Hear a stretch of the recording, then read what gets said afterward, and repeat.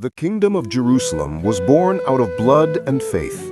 In 1099, during the First Crusade, Christian armies stormed the walls of Jerusalem after a long and brutal siege. The Holy City, sacred to three religions, now lay under Crusader control. The victory was hailed across medieval Europe as divine proof of God's will. Knights, nobles, and pilgrims believed they had fulfilled a sacred mission. Yet the conquest also planted the seeds of endless struggle. Muslim rulers vowed revenge, while Eastern Christians and Jews suffered under new rulers. The Kingdom of Jerusalem became not just a state, but a fragile dream, a Crusader outpost in the heart of the Islamic world. Its founding marked both triumph and tragedy, setting the stage for nearly 2 centuries of conflict in the Holy Land. The Kingdom of Jerusalem quickly established itself as the central Crusader state. At its heart stood the city itself, crowned by the Church of the Holy Sepulchre. Feudal lands stretched from the coast of Jaffa to the River Jordan. Crusader lords imported European customs, but lived surrounded by Eastern influences. Frankish knights rode in chainmail, yet they built castles inspired by Byzantine and Muslim styles. The kingdom became a crossroads of medieval religion and culture, where Latin Christians ruled, but Greeks, Armenians, Muslims, and Jews remained. It was both a fortress and a marketplace, where merchants from Venice and Genoa traded silks, spices, and relics. Despite its grandeur, the Crusader state depended on constant reinforcements from Europe. Without fresh armies and supplies, the Kingdom of Jerusalem would never endure against its powerful neighbors. The first rulers of the Kingdom of Jerusalem faced immense challenges. Godfrey of Bouillon, hailed as defender of the Holy Sepulchre, refused the title of king, calling himself a humble servant of Christ. His successors, however, embraced royal power.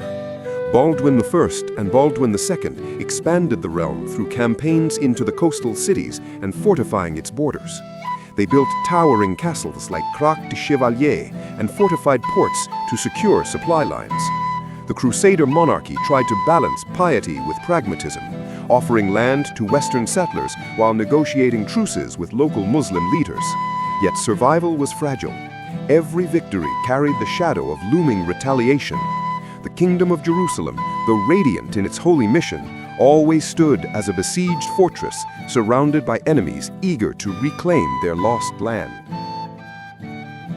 Religion defined every aspect of the Kingdom of Jerusalem.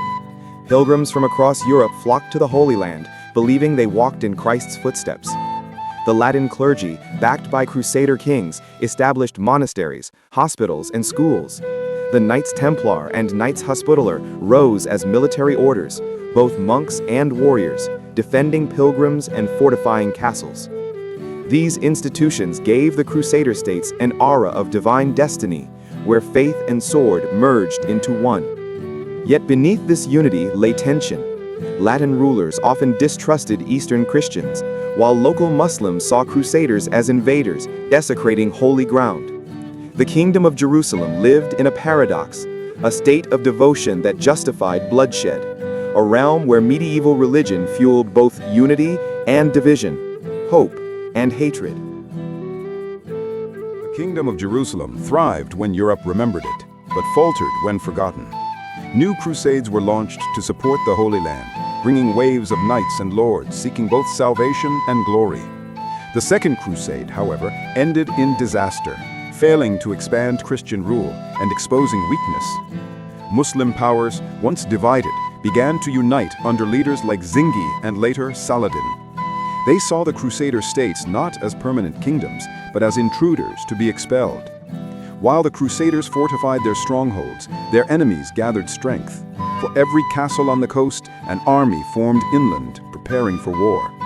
The Kingdom of Jerusalem lived on borrowed time, its survival tied to the shifting tides of medieval crusades and the fragile unity of Christendom. By the mid-12th century, the Kingdom of Jerusalem reached its greatest extent. Its kings controlled vital ports like Acre, Tyre, and Jaffa, turning the Crusader state into a hub of Mediterranean trade. European merchants filled its harbors, enriching both the crown and noble lords. Marriages bound Crusader royalty to European dynasties, giving the kingdom prestige across Christendom. Yet beneath this glittering surface lay constant vulnerability. The population remained small, heavily reliant on settlers and reinforcements from the west. Muslim armies probed its borders, testing defenses. Every feast in Jerusalem was shadowed by the threat of war. The dream of a Christian Holy Land dazzled Europe, but for those living within its walls, the kingdom was a fragile jewel, always at risk of shattering under the weight of its enemies. The rise of Nur ad-Din in Damascus shifted the balance. A skilled leader, he united Syria under his banner and declared jihad against the Crusaders. His victories rattled the Crusader states, proving that Muslim unity posed the greatest threat to their survival. While Crusader kings fought internal disputes and rivalries, Nur ad-Din built alliances that transcended tribal divisions. The Kingdom of Jerusalem suddenly found itself on the defensive. Its castles, once symbols of strength, became desperate outposts holding back a growing tide. The clash of faith and ambition grew sharper as both sides framed the struggle in religious terms. The Crusader dream of permanence in the Holy Land was being tested by leaders who saw its very existence as an insult to Islam and a challenge to their destiny. The death of King Baldwin IV, known as the Leper King, marked a turning point for the Kingdom of Jerusalem. Despite his illness, Baldwin had shown remarkable courage, leading armies in person and holding the kingdom together. His diplomacy balanced factions, and his leadership won respect even from enemies. But with his death, the fragile stability collapsed. Rival claimants vied for the throne, fracturing the nobility. Infighting weakened defenses just as Muslim forces under Saladin grew stronger. The kingdom, already vulnerable, now lacked unity at its core. Baldwin's reign symbolized both the resilience and the fragility of the Crusader states. With his passing, Jerusalem's fate moved closer to tragedy as the kingdom stumbled into the greatest threat it had ever faced. In 1187, the clash came to its climax at the Battle of Hattin. Saladin lured the Crusader army into the arid hills near Tiberias. Thirst and heat crippled the Crusaders, their strength melting under the relentless sun. Surrounded, they were cut down in waves. The true cross, a sacred relic carried into battle, was captured by Saladin's forces, a devastating blow to Christian morale. King Guy of Lusignan was taken prisoner, along with most of the Crusader nobility. The defeat shattered the Kingdom of Jerusalem's ability to defend itself. With its army destroyed, the path to the Holy City lay open. Hattin was not just a battle lost, it was the breaking of Crusader power in the Holy Land.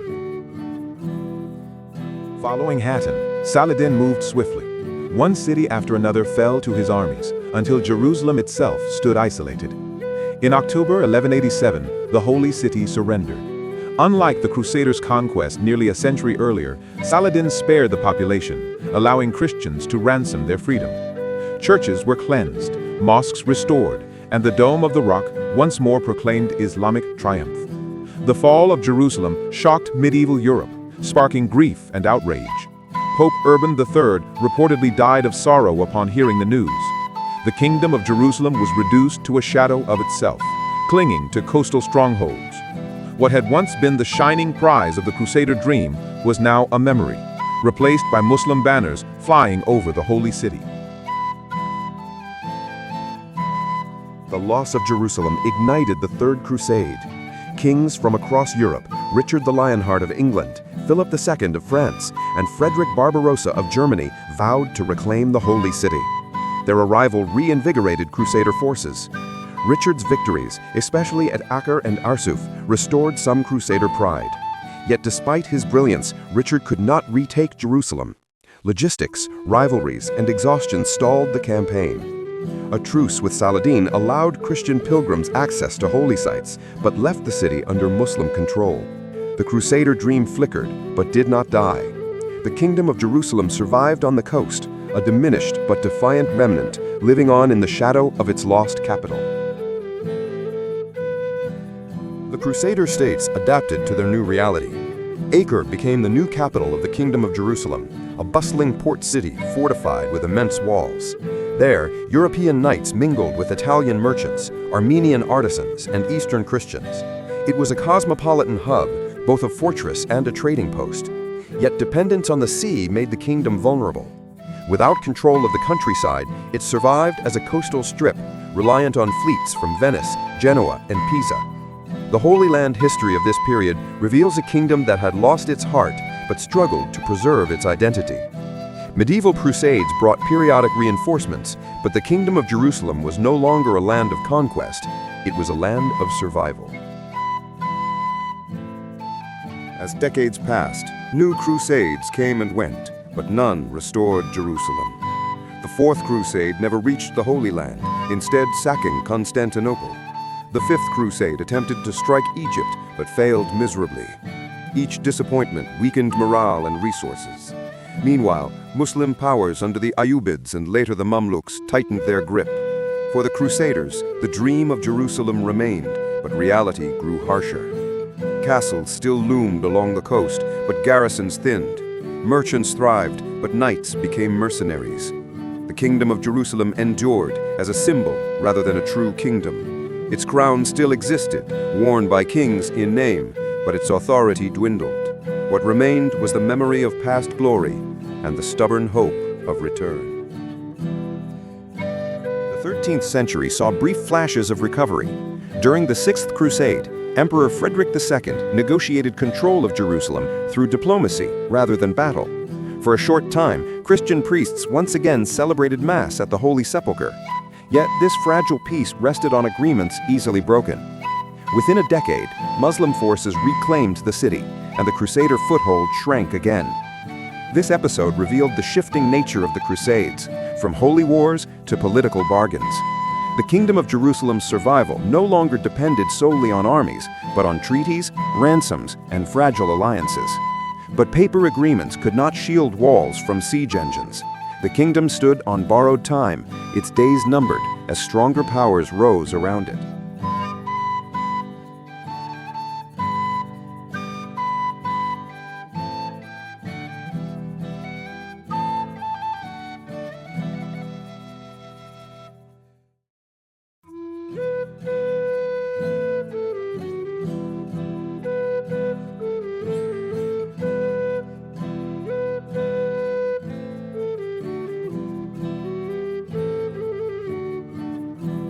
The Mamluks, fierce warrior slaves who seized power in Egypt, emerged as the Crusaders' most relentless foes.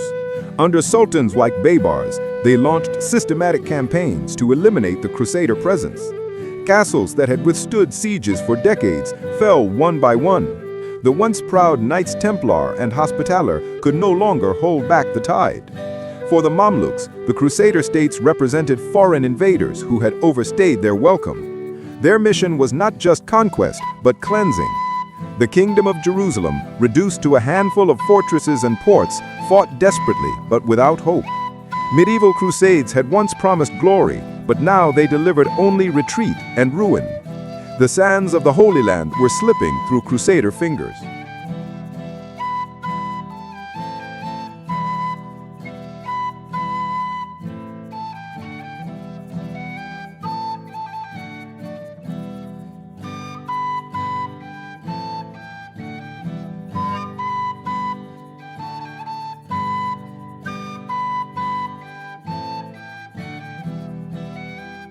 By the late 13th century, Acre stood as the last great stronghold of the Crusaders. Its massive walls and sea gates made it a fortress of legend. Here, the remaining Crusader knights, merchants, and pilgrims crowded behind defenses, clinging to the dream of Jerusalem. In 1291, the Mamluks launched their final assault. After weeks of relentless siege, the walls crumbled. Acre was stormed, its defenders slain or driven into the sea. With its fall, the Kingdom of Jerusalem ceased to exist in the Holy Land. What had begun with triumph ended with fire and ruin. The medieval Crusades had spent their fury, leaving behind wreckage where once dreams of Christian empire had stood.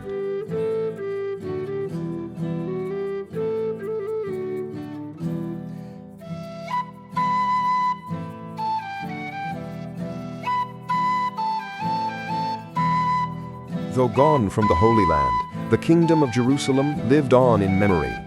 Its kings continued to claim the title King of Jerusalem, even while ruling from Cyprus or Europe.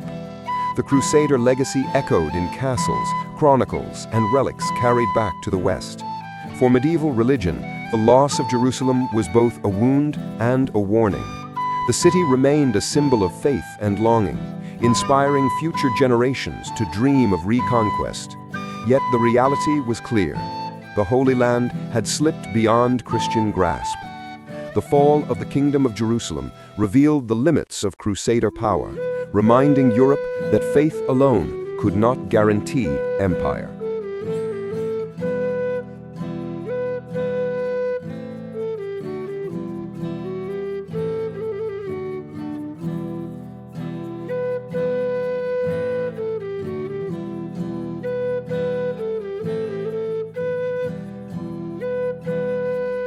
The Holy Land history of the Crusader era left deep scars and legacies.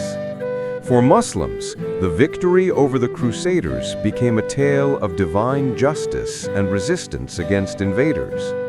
For Christians, it became a story of lost opportunity, inspiring reflection on sin, pride, and failure. Jews, too, remembered the suffering inflicted during the First Crusade's conquest. The Kingdom of Jerusalem symbolized both the heights of medieval ambition and the depths of its violence.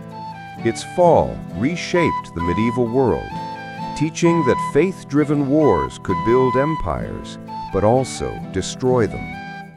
The Crusader states had risen as dreams of unity and salvation, but ended as fragments of memory.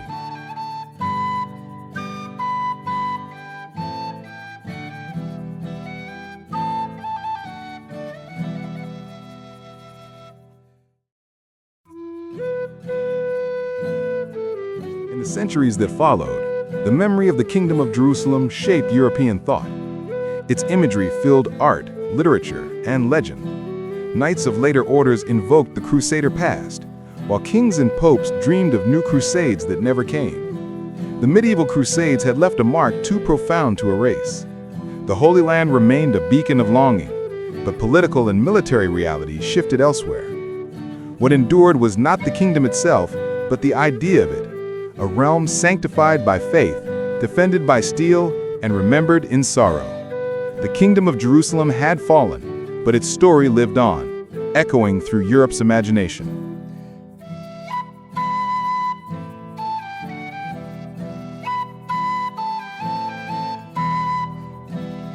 Thus ended the rise and fall of the Kingdom of Jerusalem. Born in triumph, it carried the hopes of Christendom to the very heart of the Holy Land. For nearly 2 centuries, it stood as both a beacon of faith and a battleground of medieval religion. Its kings ruled with fragile power, its knights fought with desperate courage, and its walls bore witness to countless sieges. In the end, the Crusader dream could not withstand the strength of its enemies, nor the weight of its own divisions. Yet, its story endures as a reminder of the passion, the blood, and the faith that shaped the medieval world. The Kingdom of Jerusalem is gone, but its legacy remains, carved into the history of the Holy Land.